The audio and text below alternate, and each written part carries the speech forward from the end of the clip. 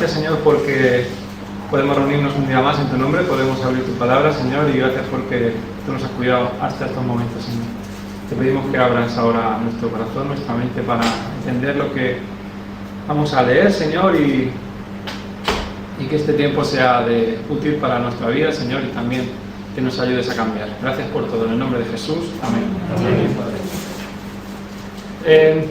Todos creo que estaremos de acuerdo, por lo menos que estamos aquí, en que la Biblia, cuando comienza, Dios tiene un plan perfecto, un plan que claro, nosotros no lo hemos conocido, pero lo leemos en la palabra, y el diseño original era perfecto. Y enseguida ya todo se complicó, ¿no? Y por lo tanto, podemos decir, sin temor a equivocarnos, que si no estamos cerca de Dios, ahora, la fecha de hoy, estamos perdidos. Estamos perdidos. Eso seguramente lo diga más sobre todo hoy, porque vamos a ir a un capítulo de la Biblia que está en el Evangelio de Lucas, que yo creo que muchos ya diréis, ya sé por dónde vas, Abraham, pues ya está. Y es en el capítulo 15. En el capítulo 15 del Evangelio según Lucas, no vamos a leerlo entero, pero sí me gustaría dejar claro que esta es la idea de Dios. La idea de Dios en cuanto a que hay una situación que es realmente triste, lamentable, que es la del perdido, la de la persona que no tiene a Dios, aunque sea algo que parece muy radical, pero es una realidad que se menciona aquí. Vamos a leer el capítulo 15, al principio dice: se acercaban a Jesús todos los publicanos y pecadores para oírle. Los fariseos y los escribas murmuraban diciendo: a los pecadores recibe y con ellos come. Entonces nos encontramos primero con una realidad que comienza a hablar ante mucha gente. Hay personas que vienen a escucharle honestamente y otras que realmente vienen a criticarle, como dice en otra parte, como que le están escuchando pero para ver si lo pueden pillar en algo, ¿no? Y dice en el versículo 3: entonces él le refirió esta parábola diciendo: ¿qué hombre de vosotros, teniendo 100 ovejas, si pierde una de ellas, no deja las 99 en el desierto y va tras la que se perdió, hasta encontrarla? Y cuando la encuentra, la pone sobre sus hombros, gozoso. Y al llegar a casa reúne a sus amigos y vecinos diciéndoles: gozaos conmigo, porque he encontrado mi oveja que se había perdido. Os digo que así habrá más gozo en el cielo por un pecador que se arrepiente que por 99 justos que no necesitan de arrepentimiento. ¿O qué mujer que tiene 10 dracmas, si pierde una dracma, no enciende la lámpara y barre la casa y busca con diligencia hasta encontrarla? Y cuando la encuentra, reúne a sus amigas y vecinas diciendo: gozaos conmigo, porque he encontrado la dracma que había perdido. Así os digo que hay gozo delante de los ángeles de Dios por un pecador que se arrepiente. Y ahora vamos a continuar leyendo, pero de entrada ya hemos encontrado dos situaciones que Jesús quiere aclarar. Y es que las personas que estaban escuchándole, unas venían con alegría porque veían en él a alguien especial, que eran los pecadores, los publicanos, ¿no? Y los cobradores los pecadores para oírle, que venían con esa alegría de decir: esta persona, como dice en otro lado, dice que enseña con autoridad, ¿no? Porque cuadra. Es como si ahora me decís: yo conozco a una persona que lo que dice lo cumple, tiene coherencia, ¿no?, en su vida. Entonces Jesús no solamente ayudaba a otros, sino que lo que decía lo cumplía. Y no solamente lo cumplía, sino que además todo lo que podía hacer por los demás lo hacía. Esa era una manera de actuar que para las personas que estaban ahí escuchándolo, pues decían: es que yo quiero más de este hombre, yo quiero saber más de lo que dice, ¿no? Encima me ayudó en el día aquel que me sanó, otras personas igual le dieron de comer y estaban allí cerca pues también para escucharle porque que le habían dado de comer, y otras personas simplemente es que les gustaba escucharle porque les ofrecía esperanza. Y el otro tipo de público, como hemos dicho, pues era murmurar para acusarle. ¿Por qué digo otra vez esto?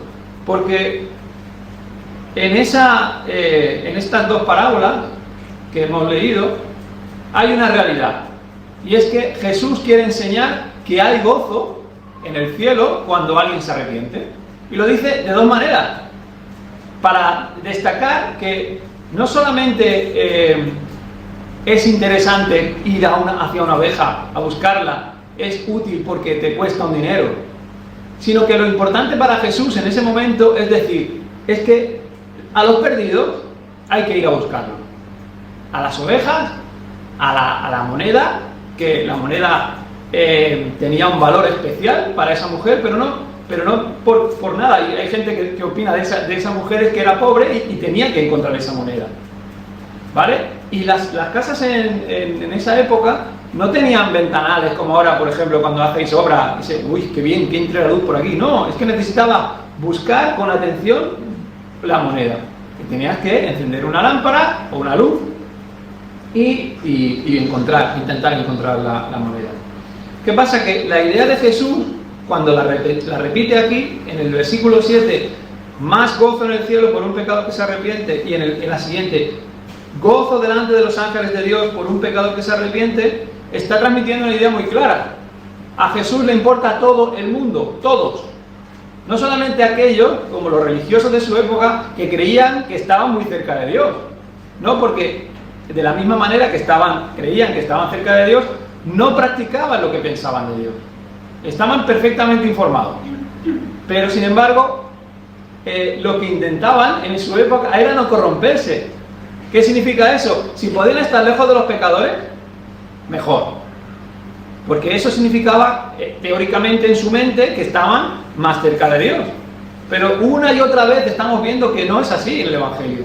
Las personas que se creían que eran superiores, estaban más lejos de Dios. Y por eso Jesús les hablaba de una manera más agresiva. Y yo hoy quiero un poco de este mensaje que penséis, como vamos a ver más adelante, que quiero compartir ese gozo que hay en el cielo cuando alguien se salva, hermano.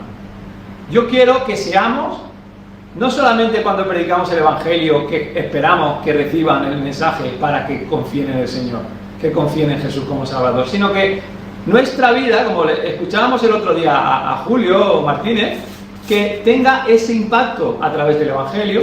¿Por qué? Porque nos preocupa hablar de Jesús. ¿Por qué? Porque queremos que haya gozo en el cielo cuando alguien se arrepiente. Y yo quiero que esta parte, para las personas que ya creéis, sea así. No solamente que encontremos o recordemos el Evangelio hoy, sino que de alguna manera sea algo práctico, sea algo que yo mismo tengo que cambiar. Porque si a mí no me importa que la gente se pierda, yo no voy a sentir gozo cuando alguien se salve. Si me da igual si se salva como si no se salva. Yo lo que tengo que hacer es invertir en hablar de Jesús, conociendo la Biblia y de manera que se comprenda. En la medida que yo pueda estar informado para saber hablar de Jesús. Y ahora vamos a los versículos que quería compartir o centrarnos hoy. Dice, también dijo, un hombre tenía 2 hijos. Un hombre tenía 2 hijos.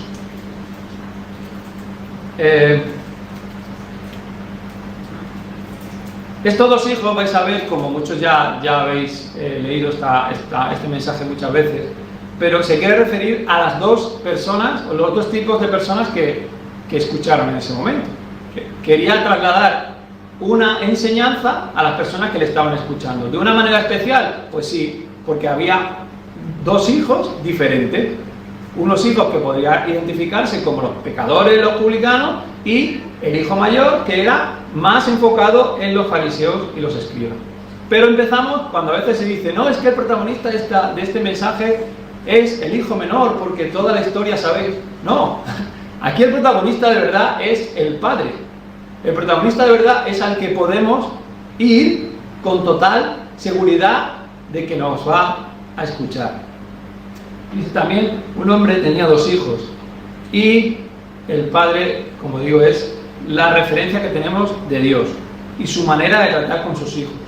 Y en realidad es con todos nosotros. Y el menor de ellos dijo a su padre: Padre, dame la parte de los bienes que me corresponde. Y le repartió los bienes. ¿Veis que dice les repartió, ¿no? A los 2. El hijo menor quería libertad, no estaba de acuerdo con la vida que tenía y quería comenzar una nueva vida lejos de su casa. Pero necesitaba el dinero, ¿no? Yo quiero emprender una nueva etapa en mi vida, pero no me vale con lo que tengo en casa. Y en Deuteronomio 21:17, en esta versículo de la Biblia, habla de que a los hijos había un mayor y el resto, y el mayor siempre se llevaba el doble de lo que correspondiere, dice, a cada uno de los demás. Y dice en el versículo 21:17 de Deuteronomio: porque él es el principio de su vigor, el mayor, ¿no? Y suyo es el derecho de la primogenitura. Así que al hijo menor le dieron un tercio, ¿vale? De la herencia. Pero al hijo menor le dio un tercio y los 2 tercios restantes se los quedó el hijo mayor. ¿Qué se quedó el padre? El padre estaba allí, viviendo. Lo doloroso, porque esto hay que decirlo también, es que en condiciones normales las herencias, yo tengo familia que estamos esperando a ver cosas legales que Antonio está acostumbrado a todo el tema este, pero estamos como en el proceso ese de las herencias, ¿no? Pero la herencia, normalmente, hasta donde yo sé, se recibe después de que el familiar haya muerto. Y este hijo menor iba con todo. Iba a ir, no, yo quiero todo ahora, todo lo que me corresponda. Entonces, imaginaos el dolor del padre, que pudo sentir el padre, porque al final estaba diciendo: mira, yo no voy a esperar a que te mueras. Yo quiero, si acaso, que te mueras ya, ¿no? Y tú me das lo que me corresponde. Él tenía sus propios planes lejos de su padre. Y aunque el padre se sintiera insultado, accedió. El padre repartió a los 2 y se quedó sin nada más que dar. Ya no podría dar más.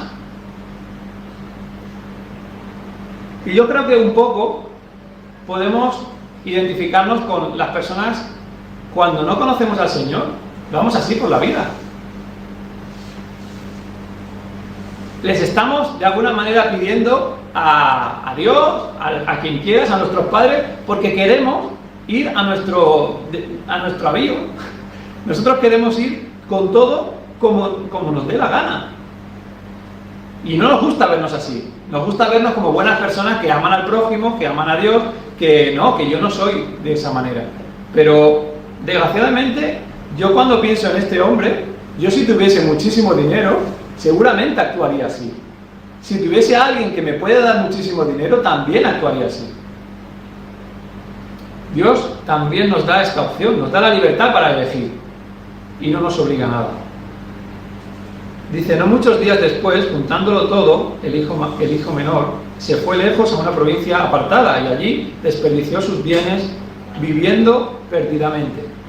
Y cuando todo lo hubo malgastado, vino una gran hambre en aquella provincia y comenzó a faltarle.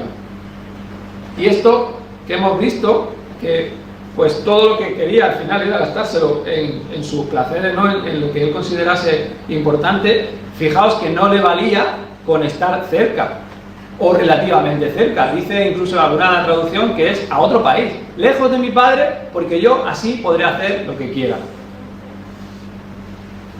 Pero es como cuando pecamos. Cuando pecamos no queremos estar cerca de Dios, porque de alguna manera nosotros consideramos que nos está viendo, como si no supiéramos que nos ve todo el tiempo. Y este hijo estaba haciendo eso, estaba alejándose porque consideraba que esa era la manera de hacer lo que quisiera. Pero se dio cuenta de que nada satisface nuestra alma como Dios. Nada completa nuestra necesidad de Dios, ni el trabajo, ni el dinero, ni las relaciones, por muy perfectas que parezcan. Ninguna relación está a la altura de lo que Dios nos ofrece. Él se olvidó de su casa. Él tenía ya su plan, se olvidó de su casa y hizo todo lo que él quería, entre comillas. Y a veces nosotros, a veces José Luis menciona unos versículos que le gustan, cuando dice que no me des más, ni me des menos. Y este hombre tenía todo, y teniendo todo, ¿qué hizo? ¿Le salió mal o le salió bien? Le salió mal. Y dice, imaginaos la situación, había perdido todo, y dice, y fue y se arrimó a uno de los ciudadanos de aquella tierra, el cual le envió a su hacienda para que apacentase cerdos, y deseaba llenar su vientre de las algarrobas que comían los cerdos, pero nadie le daba. Estaba desesperado, tuvo mucho y se quedó sin nada, y se acercó a una persona a pedirle trabajo en su desesperación, pero como veis, como hemos leído, su pobreza no mejoró. Y cuando estudias un poco este contexto, te das cuenta de que ese hombre no, lo de cuidar de cerdos, lo de alimentar cerdos no era lo que él podía hacer un judío en esa época. Hay un escrito de los rabinos que dice, maldito el criador de cerdos. Y es que el cerdo era un animal impuro, dice Levítico 11:17, también el cerdo, porque tiene pezuñas, y es de pezuñas hendidas, pero no rumía, lo tendréis por inmundo. Entonces, se había olvidado de su casa, ¿no?, de su padre, de su parentela, y también se había olvidado de Dios, porque él, en su desesperación, eligió lo que se le ofrecía. Pero ¿se le ofrecía algo que le podía reconciliar con Dios? No, se le ofrecía algo y él se agarró en su desesperación. Y recordad que al principio le dijo al padre, dame la parte de los bienes que me corresponde, dame esa parte, ¿no? Y ahora leemos que deseaba llenar su vientre de las algarrobas que comían los cerdos, pero nadie le daba. Al padre le pidió y el padre le escuchó y le dio lo que pedía. Sin embargo, en medio de su desesperación, nadie le daba ni siquiera algo de comer. Esto es una situación que nosotros no queremos para nosotros. Pero en este contexto de estar perdido, primero se hablaba de un animal, de una oveja, luego de una moneda, y ahora es de una persona que se encuentra así. Cuando quieres voluntariamente alejarte de Dios, pues a veces el Señor actúa de una manera inesperada para nosotros. Y no digo que sea matemático, Dios no actúa así con todo el mundo. Hay gente que les deja su libertad y hay gente que creemos que les sale todo bien. Pero fijaos, cuando tenéis oportunidad de hablar con algunas personas que en teoría están muy bien, también tienen quejas, ¿no? Porque nadie está satisfecho, nadie está completo. Ni a veces nosotros sabemos transmitir esa idea como cristianos, porque también estamos llenos de quejas. Y dice, y volviendo en sí es una idea muy importante aquí, porque cuando le pidió la herencia a su padre, parecía que no estaba bien, estaba fuera de sí, estaba como, esto no es lo natural de un hijo menor. Pensando en su futuro, estaba como fuera de sí, como muchos de nosotros cuando no queremos tener en cuenta a Dios. Pero dice que él volvió en sí, reflexionó, recapacitó sobre lo que había hecho. Y dijo, ¿cuántos jornaleros en casa de mi padre tienen abundancia de pan y yo aquí perezco de hambre?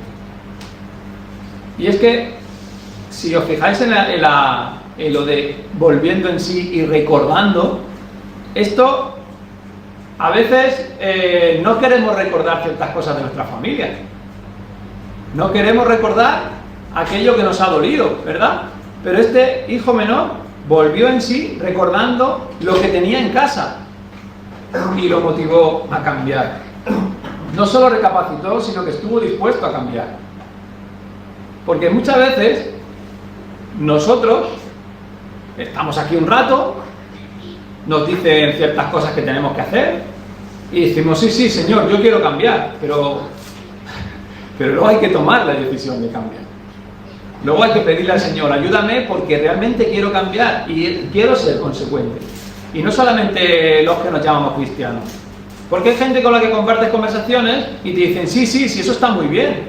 Si eso es algo que a mí me ayudaría, ¿no? En la vida diaria.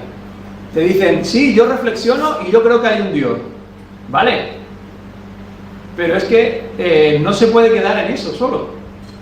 Porque si hay algo que nosotros vamos a ver, y es que hay una recompensa en reflexionar, en recapacitar, en arrepentirte y tomar a Dios en una nueva relación y seguirle. No se puede quedar uno en el aire con esa idea. No, es que yo ya sé que hay un Dios. Bueno, pues hay un Dios que te pide unas cosas, lo mismo que me las pide a mí como cristiano, le pide a las personas que no creen. Y te están diciendo, tú piensas así de mí, pues tienes que tomar una decisión. Porque, voy a decir una tontería, os aviso, os aviso, pero estáis preparados, ¿no? El otro día estábamos, Clara y yo, en Ronda, paseando, y escuchamos en un balcón, nos vamos a morir. Y esto hay que recordarlo. Que tú dices, ¿sabes quién lo dijo? Un loro. Un loro diciendo, nos vamos a morir. Nos vamos a morir. Y esto, por eso yo digo, no se trata solo de decir, no, si yo estoy muy de acuerdo contigo, o con el predicador de turno. ¿Estás de acuerdo? Sí, pues tienes que tomar una decisión. ¿Por qué? Porque te vas a morir. Y si tú no eres consciente de que te vas a morir, Julio Martínez le hicieron una pregunta el otro día y decía, Jesús es o absoluto o obsoleto, ¿no? No se puede, son dos cosas que parecen que son contradictorias, pero si tú dices que Jesús existe, tú tienes que seguirle, porque es lo que quiere Él. Y decía otra cosa, decía, piensa en tu muerte, piensa de manera natural, piensa, ¿tú estás preparado para morir? Yo no estoy preparado para morir. Yo pienso realmente cuando a veces cantamos con tanta seguridad, y yo tengo fe, pero muchas veces uno piensa, pero como para estar dispuesto a morir ya, con lo bien que vivo, claro, con todas las cosas buenas que tenemos en mi familia, en mi día a día, que no me falta de nada práctico, y si yo vivo muy bien aquí, si yo no me quiero morir, pues es importante que nosotros pensemos en la muerte porque nos ayudará a cambiar. Ayudará a cambiar a las personas que no creen y a nosotros. Y de cara a los demás podemos aparentar o creer que podemos engañar. Pero este es el día a día de los seres humanos, es que en cualquier momento nos podemos ir. Y tenemos que recordarlo. Por eso digo que no solamente te tienes que quedar algunas veces con el mensaje de Pepito o de Juanito, no, o de lo que hablamos, sino que son cosas que tienen que servirte para recapacitar y para volver, como este hijo menor, a nosotros, a recordar y a cambiar. El hijo menor recordó su hogar y lo motivó a cambiar. ¿Por qué? Porque ¿qué le esperaba en su casa? ¿Le esperaba un padre que le había maltratado? No. Le esperaba el padre amoroso que tú y yo no hemos conocido jamás. Porque el padre al que se refiere este texto es a Dios mismo. En la manera de tratar de un padre normal, en el caso de lo que llevamos leído, hubiese sido, pero chaval, ¿dónde vas? Pidiéndome a mí la herencia. ¿Tú te crees que lo que estás pidiendo es justo? ¿Cómo te trato? Estamos hablando de una familia con dinero. Estamos hablando de una familia que todo estaba bien. ¿Y este se quiere ir de mí? En condiciones normales ese hijo no hubiese recibido la herencia. Pero en su casa estaba el mejor padre que todos podemos tener. Dice, aquel padre le dio la herencia aunque sabía que su hijo deseaba su muerte. Le dio la libertad con todas las consecuencias. Porque nuestro Padre Celestial ve lo que hacemos con nuestra vida. Y hay veces que nos sacude. Ese hijo se quiso alejar. Bueno, pues en ese contexto vemos que lo sacudió su vida. Y lo perdió todo. Porque a veces es la única manera de pararnos a pensar en Dios. Porque estamos acomodados o no. la mayoría de nosotros.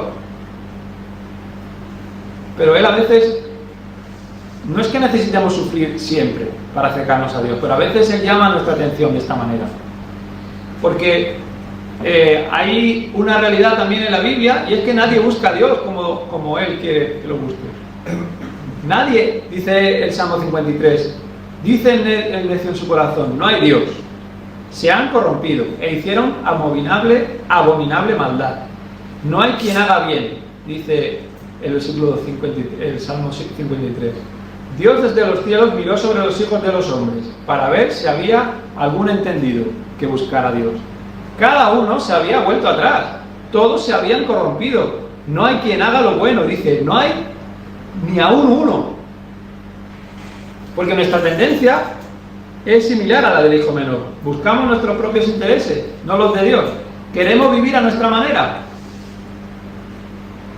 no como el Señor nos diseñó.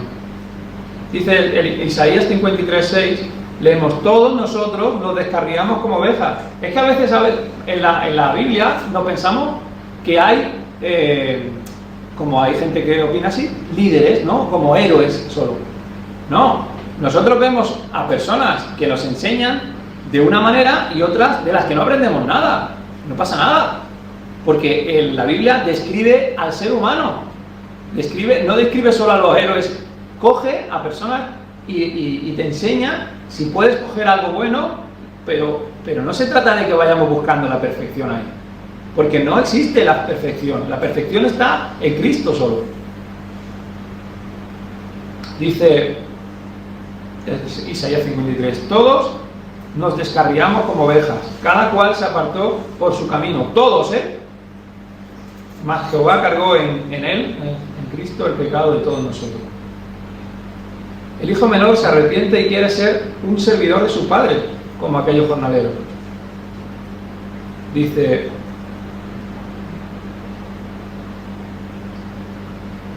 ¿cuántos jornaleros en casa de mi padre tienen abundancia de pan y yo aquí perezco de hambre? Me levantaré e iré a mi padre y le diré, Padre, he pecado contra el cielo y contra ti. Él se arrepiente y va a la humildad. Él no quiere que lo traten exactamente igual, porque él reconoce quién es ya. Él dice, yo he pecado y lo que sea que me dé mi padre estará bien, porque él me va a tratar bien. Yo quiero ir con la humildad de que depende del Padre.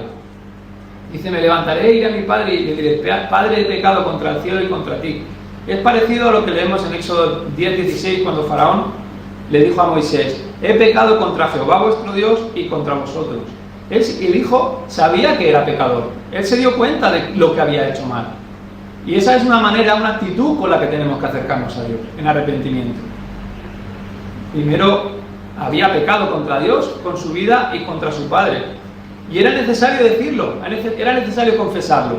Porque en Primera de Juan 1, 8 al 10, vamos a leerlo todo, dice en el 9, si confesamos nuestros pecados, Él es fiel y justo para perdonar nuestros pecados y limpiarnos de toda maldad.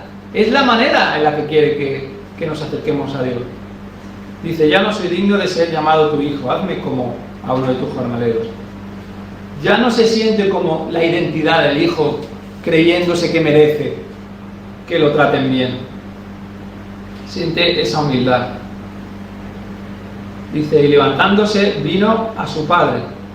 No se quedó reflexionando como a veces nos pasa, como decía antes, ¿no? Bueno, vamos a esperar, esto igual es un impulso, ¿no? Yo me arrepiento, pero vamos a esperar a ver si es el momento de cambiar. Él no quería eso. Él estaba deseando volver a casa y tú dices, claro, si tenía hambre. No, lo que necesitaba no es solamente recuperar la alimento, sino recuperar lo que había perdido, la relación con su padre. Y cuando él estaba lejos, dice, lo vio su padre y fue movido a misericordia y corrió y se echó sobre su cuello y le besó. El padre estaba preocupado, porque yo creo que estaría pendiente, ¿no? Aquel padre estaba preocupado por su hijo menor. No sé si le esperaba cada día en el mismo sitio, pero miraba el camino por si regresaba. Así que en cuanto vio al que caminaba de lejos, reconoció a su hijo y se conmovió. Él tuvo compasión de su hijo y salió corriendo. Y seguramente nosotros, yo voy a poner de ejemplo para mal también, porque total, si me pongo para bien también me van a criticar. Entonces, cuando Rubén o Julia se portan mal, yo no soy ese tipo de padre. La primera es regañar. Es lo primero, porque ha hecho algo que no está bien. Y no se trata de que no debamos regañar. Se trata de que la actitud que vemos aquí del padre es algo inusual. Es el padre que se compadece. Y un padre enfadado no habría actuado así. Pero este padre, que es como nuestro Dios Padre, se agarró su túnica y salió disparado hasta su hijo para abrazarle. Se echó sobre su cuello y le besó. Y como personas que tienen conocimiento, yo creo que vosotros tampoco creéis que el hijo se mereciera el perdón, ¿a que no? Por lo que había hecho, ¿no? Pero el padre, antes de nada, antes de cualquier palabra que hubiera dicho su hijo, se compadeció y le abrazó. Y hermanos, esto no es natural. Esto es lo que todos necesitamos. Y esta es la realidad de Dios. Porque Dios quiere que todos vengan al arrepentimiento. En 2 de Pedro leemos en el capítulo 3, versículo 9, no queriendo que ninguno perezca, sino que todos procedan al arrepentimiento. El hijo le dijo: Padre, he pecado contra el cielo y contra ti, ya no soy digno de ser llamado tu hijo. Porque él lo que quería era arrepentirse y que el padre lo escuchara, porque eso es necesario delante de Dios.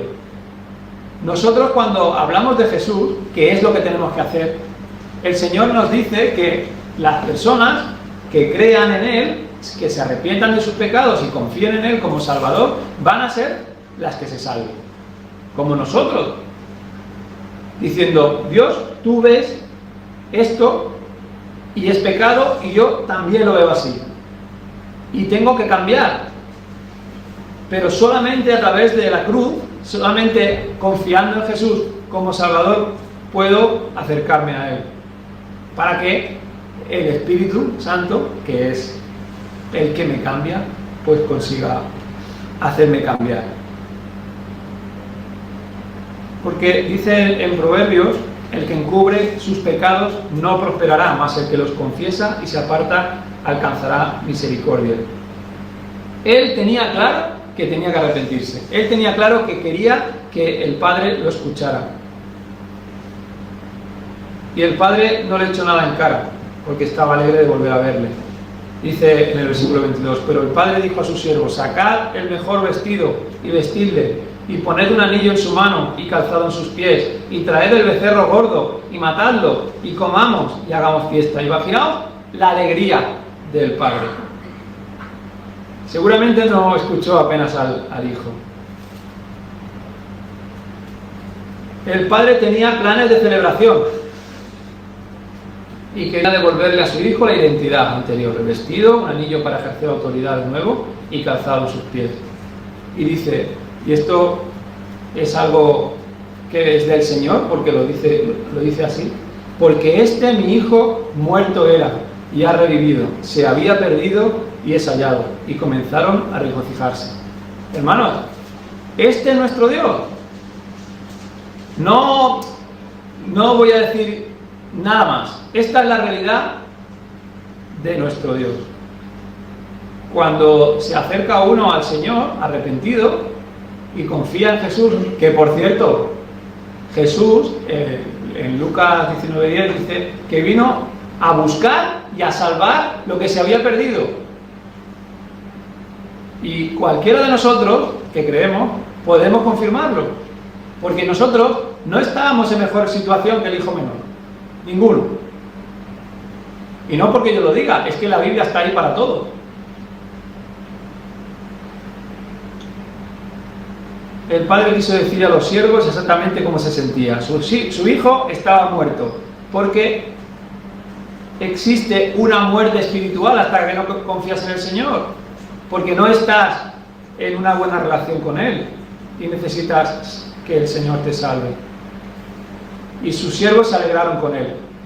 Dice, y su hijo mayor estaba en el campo, y cuando vino y llegó cerca de la casa, oyó la música y las danzas, y llamando a uno de los criados le preguntó qué era aquello. Él le dijo, tu hermano ha venido y tu padre ha hecho matar el becerro gordo por haberle recibido bueno y sano. Entonces se enojó y no quería entrar. Salió por tanto su padre y le rogaba que entrase. Mas él, respondiendo, dijo al padre, he aquí, tantos años te sirvo, no habiéndote desobedecido jamás, y nunca me has dado ni un cabrito para gozarme con mis amigos. Pero cuando vino este tu hijo, que ha consumido tus bienes con rameras, has hecho matar para él el becerro gordo. ¿Esta es la actitud de un hermano mayor como esperamos nosotros que sean nuestros hermanos mayores? Yo creo que al hermano mayor no le afectó mucho que su hermano pequeño se fuera de casa ni que volviera. ¿Le importaba? No le importaba. Y esta es una enseñanza que, como decía al principio, era para los fariseos, pero nosotros también podemos actuar así con las personas que se alejan. Nosotros podemos ser los que señalan. No, pues este tiene las consecuencias de lo que hizo. Este, como de alguna manera pensando, no, es que yo soy superior, yo soy mejor. Y no digo que no se tenga que observar la realidad y decir, esto está mal y esto está bien. Lo que vengo a decir es que si tan preocupado estás por tu hermano o por esa persona, haz algo, no te comportes como el hijo mayor. El hijo mayor se limitó a estar allí, ¿pero qué? ¿Recibió la herencia? Recibió la herencia, ¿no? Se quedó con todo. Y no fue a buscar a su hijo, a su hermano menor.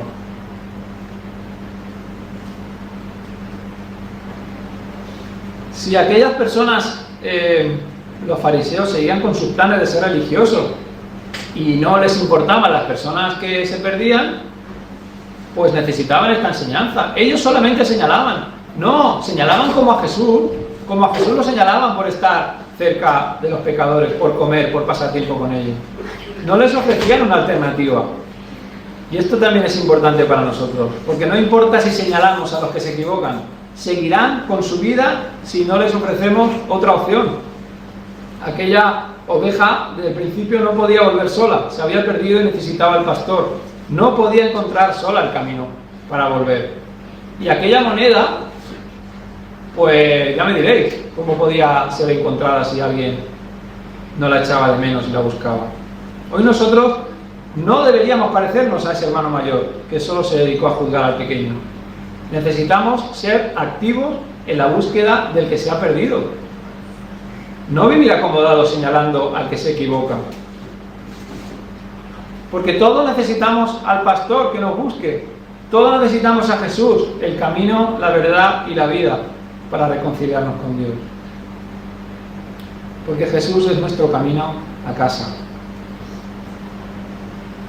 El versículo 31 dice, él entonces le dijo, Hijo, tú siempre estás conmigo, y todas mis cosas son tuyas, mas era necesario hacer fiesta y regocijarnos, porque tu hermano, era muerto y ha revivido, se había perdido y es hallado.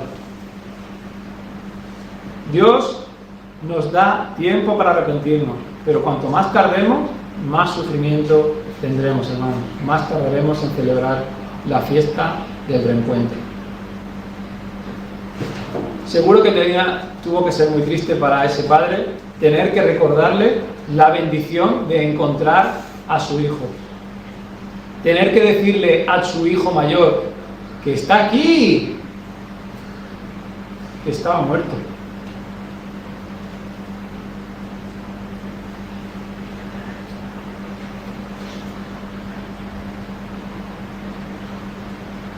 Hermanos, seamos diferentes. Seamos diferentes y gocémonos cuando se salva a alguien. Y empleemos tiempo en conocer al Señor para estar preparados para hablar de Jesús. Porque los que somos cristianos, los que nos llamamos cristianos, hemos recibido ese amor del Padre. Hemos recibido la gracia de nuestro Señor Jesucristo, que vino a buscar y salvar lo que se había perdido. Gracias, Señor, porque tú has hecho todo lo posible, todo lo que estaba de tu parte en ayudarnos, Señor, a acercarnos a ti, porque enviaste a tu propio Hijo, Señor, para buscarnos y salvarnos, Señor. Ayúdanos a cambiar, Señor, ayúdanos a ver a las personas que tenemos alrededor como objeto de tu misericordia, Señor. Y, Señor, ayúdanos a prepararnos para hablar de ti, Señor, a no acomodarnos, Señor, a ser personas que se preocupan por ser coherentes, Señor. Y, Señor, sabemos que tú eres el que salva, Señor. Pero te pedimos, Señor, que nos des la voluntad, el compromiso de hablar a los demás de ti, Señor. Y no señalar,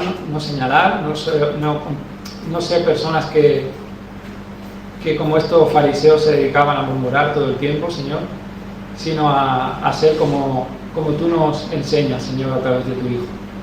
A sentir compasión por el perdido y a buscarle, Señor, si está en nuestras manos, Señor. Te pedimos perdón, Señor, también te pedimos ayuda para que tu Espíritu, Señor, trabaje con libertad, Señor, para ayudarnos a cambiar, Señor, porque valemos más de 2 reales, como se dice, Señor. Te pedimos que nos cambies y que nos ayudes, sobre todo, a ser conscientes de tu presencia y que aumente nuestra fe en ti, Señor, porque solo a través de esa fe podemos ponernos en marcha, Señor. Gracias por todo, en el nombre de Jesús. Amén. Amén.